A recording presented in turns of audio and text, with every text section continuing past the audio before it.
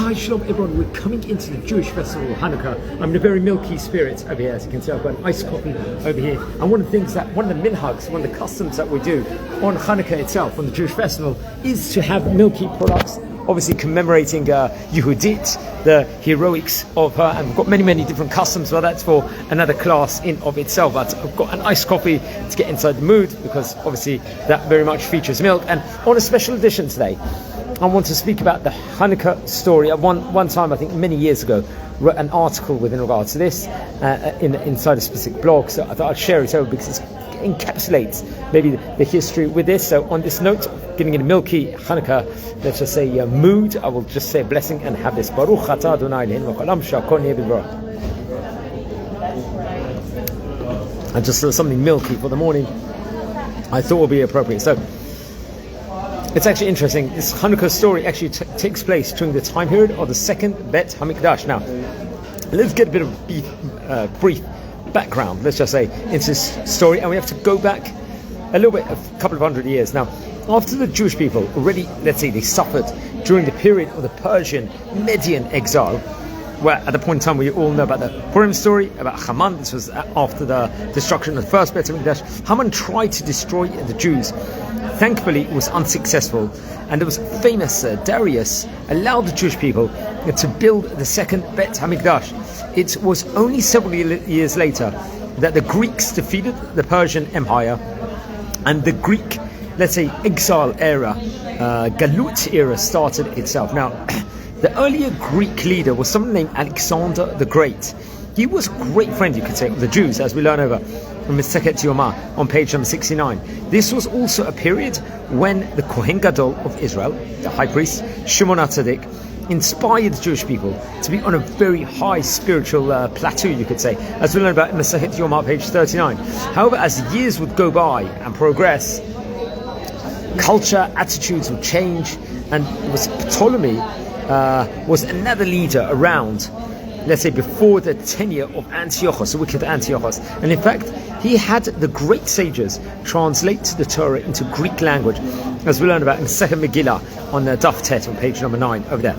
However, as time went on, the Greeks grew tired of the Jewish people, let's say, sticking true to their values of Torah. They would start making attempts to assimilate the Jewish people into foreign culture. Remember, it wasn't like a forceful one. It was assimilation, like a friendly version of Aesop, let's just say, in itself. And when Antiochus became the emperor of Greece, it became the capital city for sports, events, and theatre. So we see it nowadays, like in many countries where it's dominant, all these things are. Anti-Semitism would start to grow, and the Greeks decided to ban the Jewish people over there at that point in time from practicing especially 3 key mitzvot. It was over there, let's say, religious activity, including the mitzvah of observing Shabbat, Brit Milah, circumcision, and the month Rosh Chodesh itself, the mitzvah Chodesh. They would these are 3 vital components of Judaism, and this was in the hope, let's just say, the Greeks had, that they would assimilate the Jewish people of that day into Greek culture, and to really imbue them inside. Now, let's just say the Bet HaMikdash services, temple services, were also becoming, let's say, corrupted at that time. Furthermore, there was a huge increase in the number of, let's say, Jewish Hellenists. These were Jewish people that were against, let's just say, Orthodox Jewry at that point in time. And the position of the Kohen Gadol and the governmental positions in Jerusalem would become more corrupt at that point in time, and very much see this related over in the Talmud. Now, the righteous Kohen Gadol at the time, Yochanan a Kohen Gadol, was removed from his role and was given over by Antiochus to his Hellenistic brother Joshua, who would adopt at that point in time Greek name Jason. So Jason, not necessarily has the best Jewish connotation to it, and Jason was very corrupt. But the next Kohen Gadol, someone named Menelaus, he was even worse. And so we see that, unfortunately, over Jewish history, on many occasions there was corruption on the highest levels, especially in maybe in religious and spiritual positions, respectively, over there. So I think it was when Yochanan, the former priest, the former Kohen Gadol, he protested against the infiltration of the Hellenist impact in the Bet HaMikdash, the Holy Temple. And Menelaus decided to hire murderers to assassinate him. Now, as the Greeks were at war with the Romans, Antiochus was outside Jerusalem. Now, while fighting, a rumor will spread that a serious accident had befallen him. Thinking that he was dead, let's say the Orthodox Jews rebelled against the corrupt Menelaus, and the treacherous Kohen Gadol fled together with his friends. Now, when Antiochus would hear what had taken place in Jerusalem, he ordered his army to attack the Jews. As a result, many Jewish people unfortunately were killed, and he oppressed the Jewish people and the religion even more. Now, what's interesting was he ordered the burning of all Torah scrolls, Sefer Torah, in the country, and intensified at that point in time the pressure on all the Jewish people to adopt a total, let's say, Greek cultured life. Now, he ordered his army to go from town to town, stopping all the Jews, let's say, from practicing their religion. He tried to force the inhabitants to worship pagan gods, and he cruelly killed the Jewish people that refused. However, I think there were many heroic Jews, as we learned about the Hanukkah story, naturally, who refused to transgress against Hashem. Thus did the Kiddush Hashem, sanctify the name of Hashem, as this related over, I think, in Masachet Gittin, in page number 57. Even one of the great elders of the generation, some named Rabbi Eliezer, he was a man aged 90 years old, was ordered by the servants of Antiochus to eat pig, to eat pork, in non-kosher food, so that others would be inspired to do so. At the same time, when he refused, they suggested to him, they just pick up the meat over here to his lips, let's say to appear to be eating. But Rabbi Eliezer, he would refuse to do so and was put to a martyr's death, a Kiddush Hashem. Now, Antiochus' army arrived in the village of Modi'in, where Matityahu, who was the oldest priest, the Kohen at the time, lived, and a Syrian officer built an altar in the marketplace of the village, and he would try to force Matityahu to offer sacrifices to Greek gods. Matityahu, the great man, adamantly refused, let's say, stating that he and his family would not do it and would not go against their forefathers, the Avot, respectively. A Hellenistic Jew at the time came to that altar, to the Mizbeach. He was ready to sacrifice under, let's say, the officer's instruction. Then Matityahu grabbed his sword and killed him. And his sons and the men killed many of the opposing Greeks. They chased the rest away and destroyed the pagan altar over there. Now, it's actually interesting.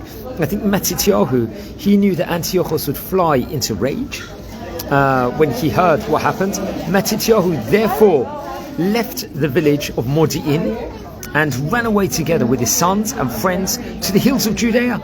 Many loyal Jews followed Matityahu. They formed, let's say, legions at that same time, and from time to time they departed from their hiding places and attacked many of the enemy, destroying the pagan altars that were built by the order of Antiochus. Now, I think Antiochus then sent his general. His general's name was of the name Apollonius, to wipe out Judah, the son of Matityahu, and his followers, the Maccabees, respectively. Though greater in number and equipment than obviously the adversaries, the Syrian Greeks were defeated by the Maccabees, who were like much more tiny in number. Antiochus, a wicked Greek ruler, sent out another expedition, which was also defeated. He realized that only by sending a powerful army could he hope to defeat Judah and his brave fighting men. God clearly was obviously on the side of the Jewish people over here. And there was an army consisting, I believe, of, it was around 40,000 men. They swept the land under the leadership of the two wicked commanders of Nicanor and Gorgias, respectively. And when Judah and his brothers heard of that, they shouted, "Let us fight on to death in defense of our souls and our Bet HaMikdash, our temple."